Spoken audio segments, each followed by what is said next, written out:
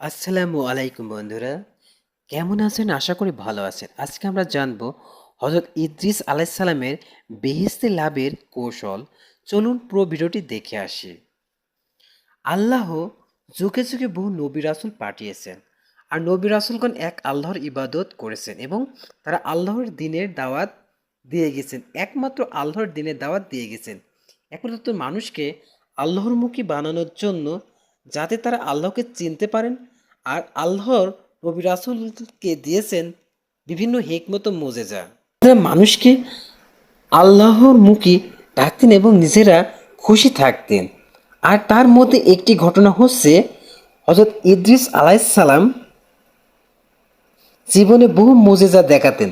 তন্মধ্যে প্রধান একটি মুজিজা হচ্ছে, তিনি যেসব ভবিষ্যৎবাণী করতেন তা তিনি অক্ষরে অক্ষরে বাস্তবে পরিণত করতেন।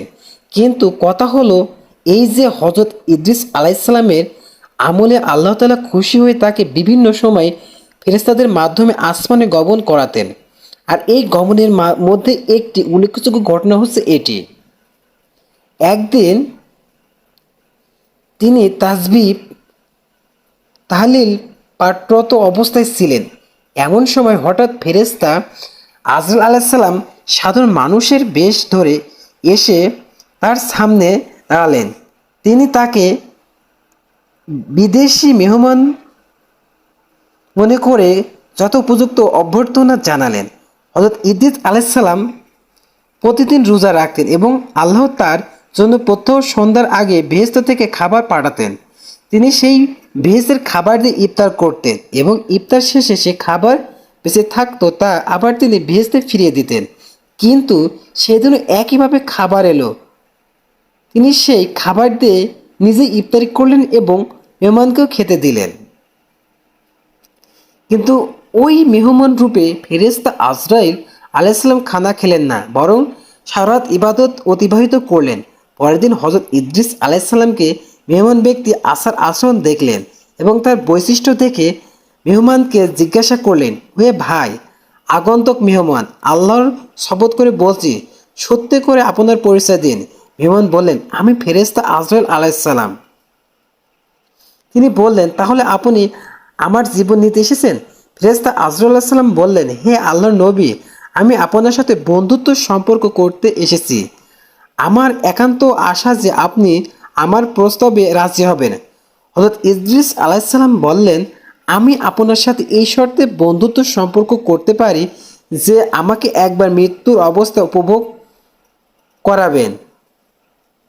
তিনি আল্লাহর কাছে প্রার্থনা করলেন। হযরত ইদ্রিস আলাইহিস সালামের মৃত্যুর অনুমতি নিলেন।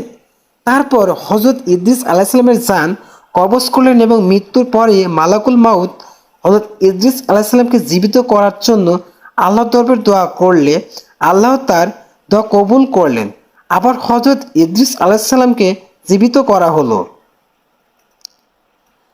তারপর হযরত ইদ্রিস আলাইহিস সালাম আজরাইল আলাইহিস সালামকে বললেন, ভাই, আমার মনে দোজখ দেখার স্বাদ জেগেছে। যদি আপনি আমাকে দোজখ দেখাতেন তাহলে আমি দোজখের ভয়ে আরও বেশি মনোযোগী হয়ে আল্লাহর ইবাদত বন্দেগী করতাম।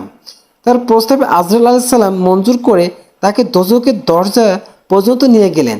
তিনি দোজখ দেখার পর বললেন, ভাই আজরাইল আলাইহিস সালাম, আমার বেহেশত দেখার অত্যন্ত আগ্রহ জেগেছে। যদি আপনি আমার স্বাদটি পূর্ণ করে দিতেন তাহলে আমি চিরকৃতজ্ঞ হতাম।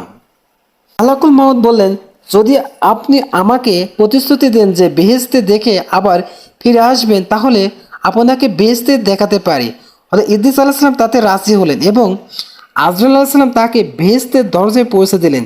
তিনি বেহেশতের দরজায় দিয়ে জুতা খুলে রেখে বেহেশতের ভিতরে প্রবেশ করে কিছুক্ষণ ঘোরাফেরা করলেন। তারপর বেহেশত থেকে ফিরে এসে তার নিজের প্রতিশ্রুতি রক্ষা করলেন, কিন্তু আবার পরক্ষণে জুতা পায়ে দিয়েই এক দৌড়ে বেহেশতের ভিতরে ঢুকে পড়লেন। মালাকুল মউত তাকে ডেকে বললেন, ভাই ইদ্রিস আলাইহিস সালাম, আপনি আবার প্রবেশ করলেন কেন? তাড়াতাড়ি চলে আসুন, আমি আপনাকে দুনিয়ায় পৌঁছে দিয়ে আমার অন্যান্য কাজে রত হব। হযরত ইদ্রিস আলাইহিস সালাম বেহেশতের ভিতরে থেকে জবাব দিলেন, ভাই মালাকুল মউত, আল্লাহ তাআলা ইরশাদ করেছেন, প্রত্যেক প্রাণী একবার মৃত্যুর স্বাদ গ্রহণ করবে এবং দোজক না দেখে কেউ ভেস্তে প্রবেশ করতে পারবে না। আমি তো একবার মৃত্যুর স্বাদ গ্রহণ করলাম এবং দোজক দেখলাম, তারপর বেহেস্ত থেকে বের হয়ে আপনার সাথে আমার ওয়াদা পালন করলাম। অতএব এখন আর আমি বেহেস্ত থেকে বের হব না। আপনি এবার আপনার কাজে চলে যান। ফেরেশতা আজরাইল সালাম হযরত ইদ্রিস আলাইহিস সালামের এই কথা শুনে কর্তব্য পালন করতে না পেরে দাঁড়িয়ে রইলেন। আল্লাহ রব্বুল আলামিন হযরত আজরাইলকে লক্ষ্য করে বললেন, আজরাইল, ইদ্রিসকে বেহেশতে থাকতে দাও। তার অদৃষ্ট আমি এইরূপ ঘটনা লিপিবদ্ধ করে রেখেছিলাম। হযরত ইদ্রিস আলাইহিস সালাম মহাসুখে বেহেশতে বসবাস করতে লাগলেন। আসসালামু আলাইকুম বন্ধুরা, ভিডিওটি ভালো লাগলে অবশ্যই